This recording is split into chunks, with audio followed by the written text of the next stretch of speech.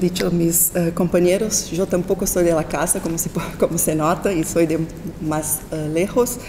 Quería agradecer la oportunidad de estar aquí y hablar sobre la literatura de Castilla y León y felicitarles también por la organización del evento. Bueno, voy a leer el texto que he preparado para hoy. El título, entonces, es La razón y la sin razón, Merino y los límites de la narración. En un lugar de La Mancha, de cuyo nombre no quiero acordarme, no ha mucho tiempo que vivía un hidalgo. Así empieza el primer capítulo de Don Quijote. Cervantes pone en escena su personaje. El verbo vivir en el pasado nos deja conocer la instauración de una temporalidad distinta de la del narrador. Más allá de la presentación, tenemos de golpe un deseo expuesto. No querer acordarse. Hay en el narrador la negación del recuerdo de la ubicación en la cual se va a pasar la historia. En este momento, en términos de Immanuel Kant y Wolfgang Iser, se plantea lo que llamaré una decisión en beneficio de la racionalidad práctica que privilegia la construcción del imaginario desde el juego entre ficción y realidad. El imaginario es elegido antes que el ficcional como una realidad filosófica. Tal afirmación es suficiente para pensar que nombrar es el acto primero de la ficción, pero eso no importa al cuento. No es la precisión de la historia lo más importante, sino más bien las conjeturas verosímiles, la fantasía o la nostalgia, el espacio de la derivación dentro del espacio ficcional que construye las subjetividades. Eso me parece suficientemente justificado cuando desde Feliciano de Silva propone la razón de la sin razón, la que le hace perder el juicio y la que ni Aristóteles puede explicar. Sin embargo, no hay en esta justificación aparentemente irracional una antinomía, una contradicción, pues que Cervantes, a través de su narrador, no desea determinar la naturaleza de las cosas, transformarlas en algo absoluto, cayendo en una demostración apodítica, sino que desea imaginar.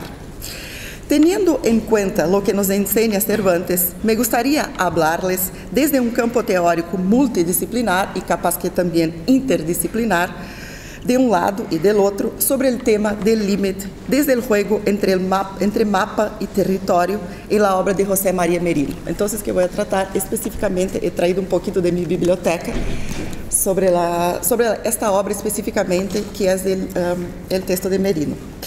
Bueno,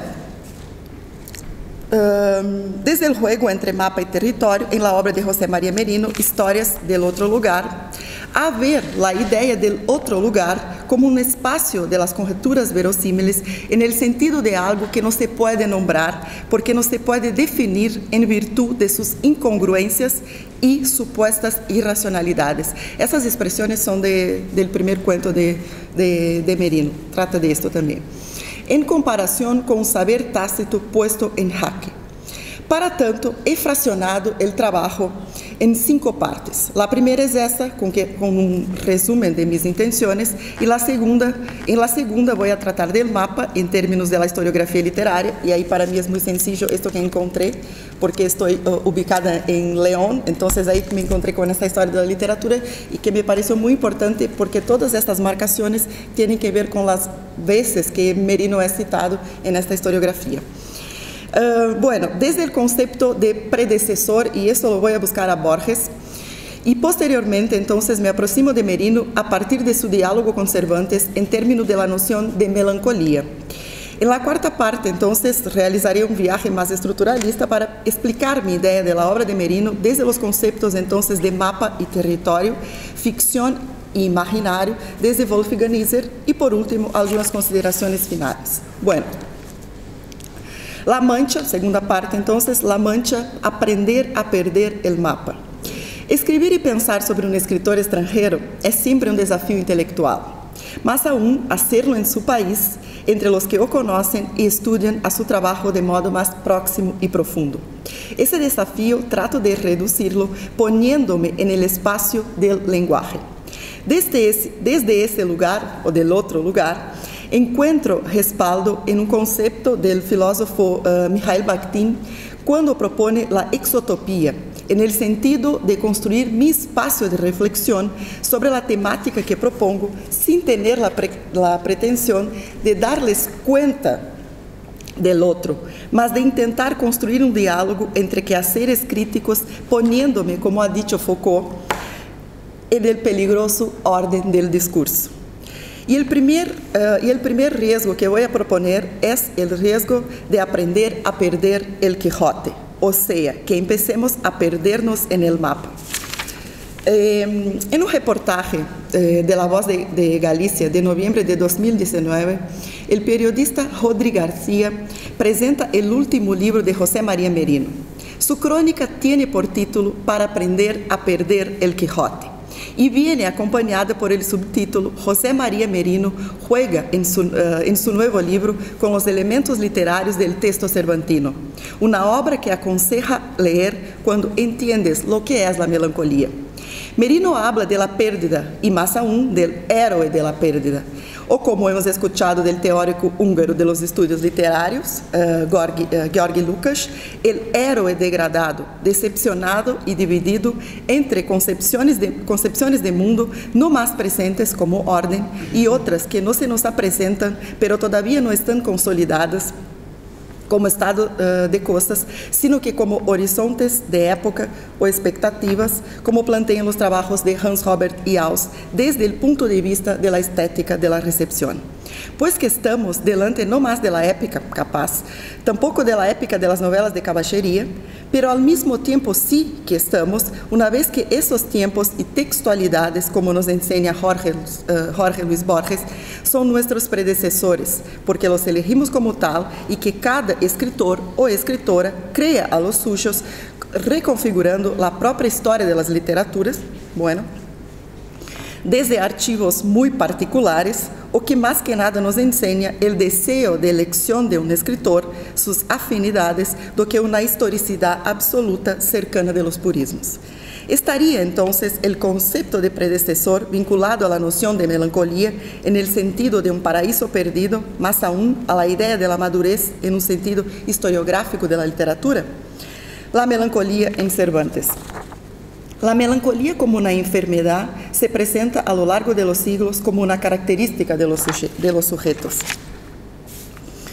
El médico y crítico literario suizo Jan Starobinski, al tratar del tema en su libro La tinta de la melancolía, una historia cultural de la tristeza, en la parte que dedica a los mestres antiguos, pone un hincapié en la historia mítica de Belerofonte, condenado por Zeus a un vagar solitario. El acto de vagar también está en el alma de los escritores y escritoras, una vez que este acto mismo no viene de la expiación de una culpa, sino que de la percepción de la hostilidad del mundo, según Starobinski en una entrevista a Josefina Casado, periodista del País. El artículo, que tiene por título El hombre inclinado por su pena, y podemos ver las fotos de Merino en la web, siempre con la cabeza inclinada y capaz que pena en un sentido muy metafórico, eso se pasa a muchos escritores. Bueno, el artículo, que tiene por título El hombre inclinado sobre su pena y por subtítulo El melancólico está preso de este pasado que ha dejado atrás, Starobinski dice que Cervantes hace una sátira del melancólico al crear al Quijote. También apunta él que interpretar es imaginar. La melancolía en Merino.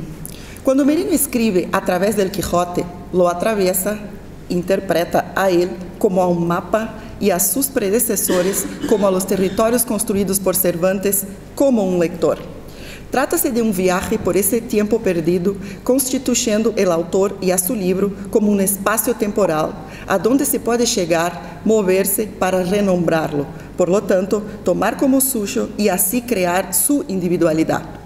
Andar a través del Quijote significa aceptar la idea de pérdida, de reconocimiento del mundo como hipótesis, como posibilidad de creación. La melancolía, en este sentido, tiene que ver con la aceptación, pero no con la pasividad, porque porque la melancolía viene de la percepción racional de lo irracional. Es decir, aceptamos al Quijote como héroe, pero degradado, lo que es distinto dentro de las concepciones de mundo a que uno está acostumbrado, teniendo en cuenta las fuentes griegas, romanas o medievales. La idea de la melancolía en Quijote funda el hombre, o haciendo un ajuste contemporáneo en términos de género, el ser humano moderno.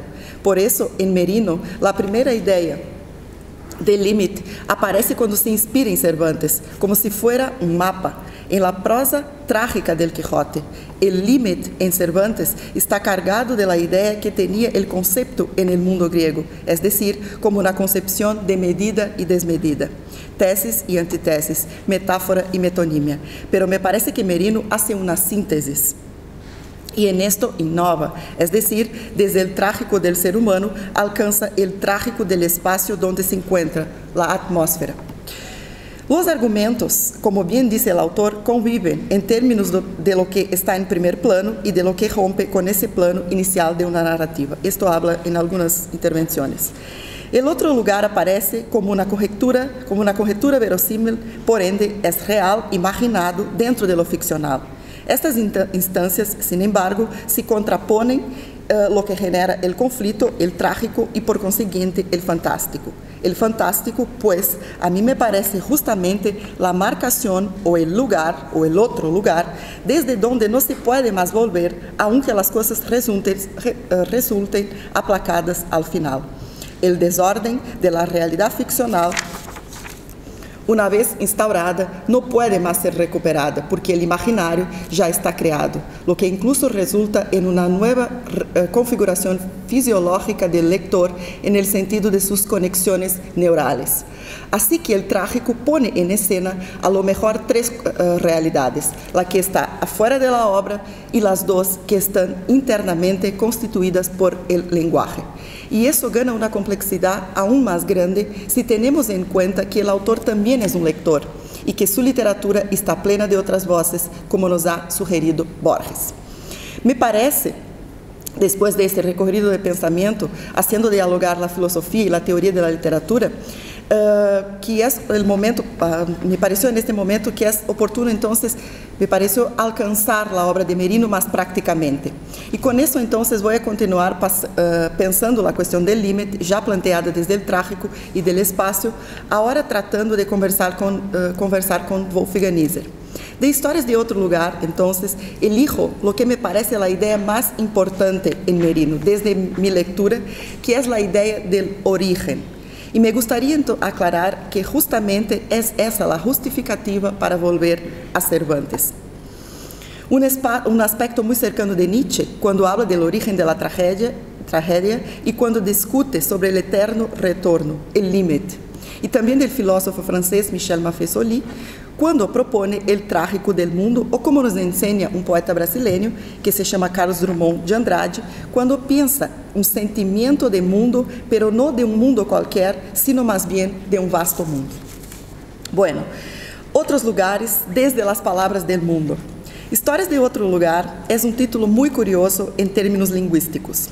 Não se trata de qualquer lugar, sino que de um lugar definido por sua indefinição, no se sabe cuál es, al mismo tiempo en el que se tiene una referencialidad abundante de lugares vacíos. Desde ahí ya se nos plantea la idea de ficción como derivación, más aún como una localidad. Si tenemos en cuenta que el libro se divide en 4 partes, podemos de pronto decir que el otro lugar tiene 4 otros lugares. Antes que empiece la ficción, tenemos la paraficción, en la que nos encontramos con el índice y unas palabras del autor, escritas desde Madrid, otra ubicación en el mapa de su escrita que tiene que ver con el antes, con el diálogo y con el cariño de Merino para con sus lectoras y lectores. El autor hace cuestión de ubicar sus palabras en la primavera de 2009, un año antes de la publicación del libro, que fue en 2010. Así que sentimos un acto de decir primaveral antecediendo el verano de sus cuentos. En este punto me pregunto, ¿cuál es el lugar en que empieza la ficción? Hay una clave de lectura desde ahí puesta. Para entrar en el universo de Merino hace falta el sensorial y el poético, una fenomenología del espíritu, un desasosiego, que es una palabra muy que usa un montón de veces, y el ademán, que es otra palabra también que usa algunas veces y que es muy curioso porque es un signo cultural, es un gesto, es una acción, es mucho más que una palabra, es un signo. Y eso es muy interesante, porque los signos aparecen todo el tiempo y es una preocupación del autor, a mí me parece. Por consiguiente, nos presenta un prólogo a 50 cuentos y una fábula, y desde ahí habla de su niñez, de la descubierta de una realidad ajena, del abismo y de la naturaleza. La naturaleza, claro, que ustedes conocen, este libro de Natalia Álvarez, que trata justamente del tema de la naturaleza en la obra de Merino. Esto está en los relatos oídos. Tales fueron los que han estimulado a buscar los relatos narrados en la forma escrita. A la madurez la alcanza después de pasar por Cascanueces y El Rey de los Ratones, como también por las historias de oído, las leyendas y las historias rurales contadas por su madre y por Poe, Chekhov, Turgenev, Hemingway, Kafka, Bioy Casares, Borges y Ocampo. Si por un lado todos esos lugares marcan el repertorio de su vida personal, por otro definen su escrita sobre lo fantástico. Según dice Merino, casi todos los cuentos que se reúnen en este libro se adscriben a lo fantástico, directamente o por simpatía con los que se agrupan con ellos. Adelantando el paso, llegamos al escritor que analiza su escrita, explicando lo que hay que tener un cuento, las semillas de uno. Por fin nos enseña la estructura del libro con fecha de marzo de 1997. Así como antes, también habla de Madrid, ahora lo hace en el